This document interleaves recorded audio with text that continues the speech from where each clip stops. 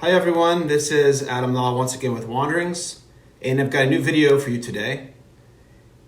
This video is called Don't Miss the Moment. We see these opportunities in life where we may have to stretch ourselves, we may have to go beyond ourselves a little bit, we may have to break through ourselves a little bit. And we don't want to, we're fighting against it, we just kind of want to revert to our regular thing, the status quo.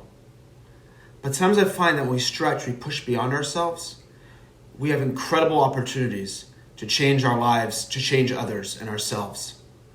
This is exactly what happened to me today. Two incredible occurrences happened today.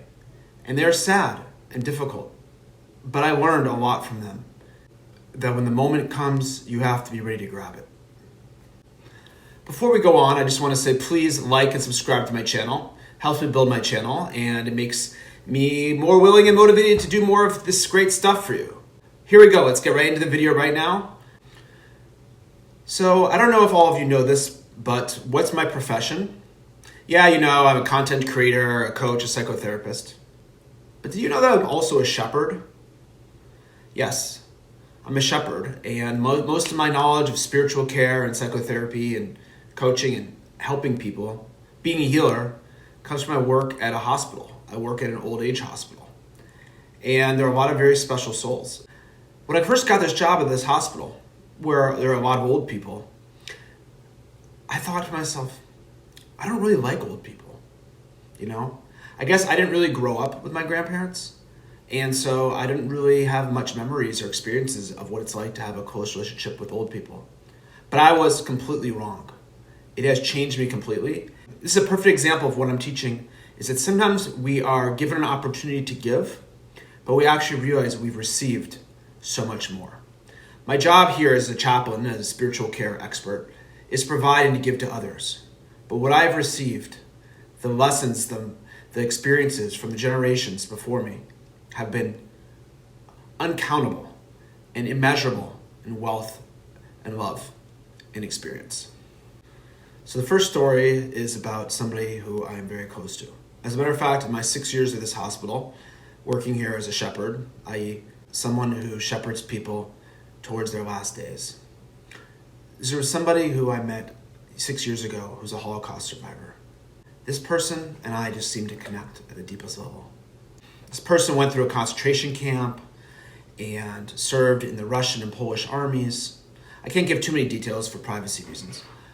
This person ended up in a concentration camp and eventually was in Israel and then settled here in Canada later in his life. And even when he got back here, the trauma of the Holocaust affected him and his life and affected the way things were with his wife and his kids. And he had a lot of trouble in those areas as well. Trauma breeds trauma.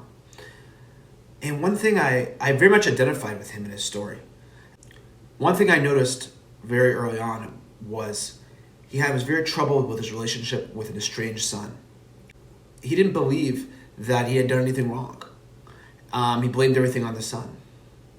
And, not hearing both sides, I really didn't believe that. And I pushed him for years and years and years and years, Please try to re-engage with the son. At least write him a letter saying that you're sorry for your part and everything and that you would wish things could have been better. So at least even if you don't have that great reconciliation, which of course I want that great reconciliation, like there was a wedding coming up for one of the granddaughters and I wanted him to go there and reconcile with his son, but he just wasn't capable of that. I said, at least write this letter to give to him, and that he will know that even maybe his heart will soften after you die and he will at least be able to think that you had some thoughts of wanting a better relationship. Anyway, today I brought the disastrous news that this person had a stroke.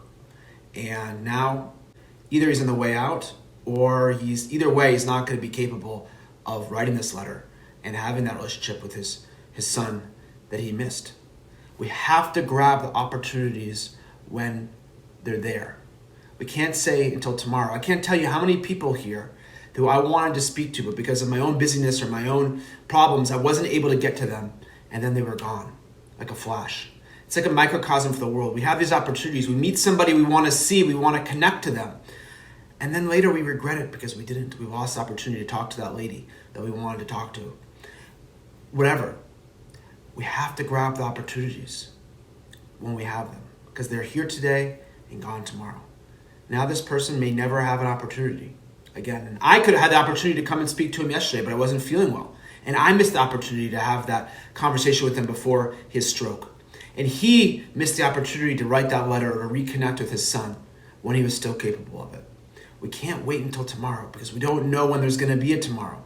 We have to grab the opportunities today when they're here. So my second story is a story that is the opposite in the sense that I didn't want to do something, but I got myself to do it. As I was going to visit that patient, the Holocaust survivor, I ran into the doctor on the floor and I talked to her a little bit. And she also mentioned another person who was a lady who was dying. And she said, go there and speak to her, but she probably won't be able to speak because of where she's at in her life, but speak to her daughter and comfort her. And the doctor left. I visited this first patient. And then I was thinking, okay, should I go and visit this person now? I really had other work to do, other things I wanted to do. And everything was fighting against me. No, don't go. They didn't ask to speak to you. You're not obligated. It's not like they asked for the chaplain to come, the shepherd to come. So I wasn't going to go. But something in part of me, some little part of me said, no, go. And I'm glad I did. So I went into the room, and this lady was dying, almost 100 years old, and her daughter was there. And, the daughter was asking all these usual questions, why this happened, why her, why is she suffering? And if you've seen my videos, you understand that there are no answers to these questions. So my job is to sit there and be present with her. But then after I said some prayers and things that we do, she asked to speak to me outside, the daughter. We ended up speaking outside. And this is what she told me. We talked a little bit, and again, she was asking these questions. And I couldn't believe what she told me. This is what she said to me. She said, first of all, her own husband had died recently. And this is her second loss, the mother who's dying.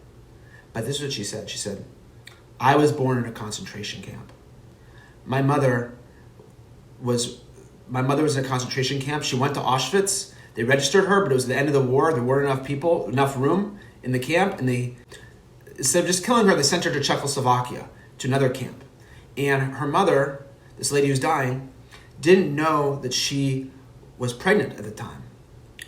And her biological husband, her husband died, but she didn't know she was pregnant. And she gave birth 5 days before the Russians came and liberated the concentration camp.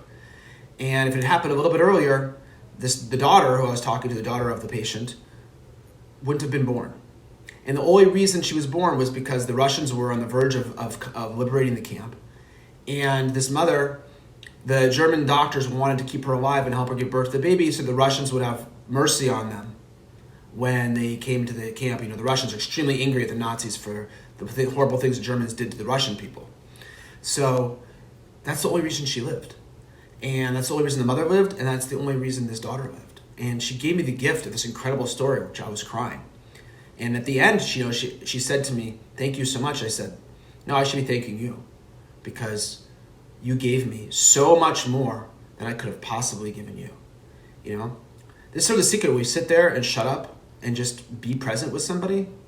We may have a chance to be there at a momentous occasion, to realize what life really is, the secret and mystery of life. That's what my job as being a shepherd is to be there at the mysteries of life, the transitions that people are going through. And she gave me this tremendous gift.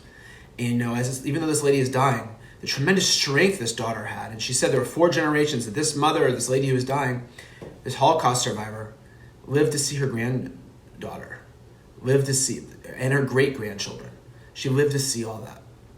So, all from that moment. And this just incredible story of perseverance, of what a moment can bring. If this lady had been born a moment earlier, the Nazis may have killed her and the mother. If I hadn't opened up my heart to come in that day, I never would have learned this incredible story. If this other patient had opened his heart to write this letter and try to make amends with the son, he would have had a very different life, and that son would have had a very different life. But now the opportunity is closed. Always seize a moment. Grab the moment when you can. Whatever life, whatever God is offering you, grab it. You don't know when it's going to be gone, and you don't know what you can learn. More than you can give, you will receive when you open yourself to the moment. This is Adam Law with Wanderings. Thanks for watching. Please go ahead and like and subscribe to my channel for more content. And I'm always available for psychotherapy and coaching sessions. We'll see you next time. Thank you.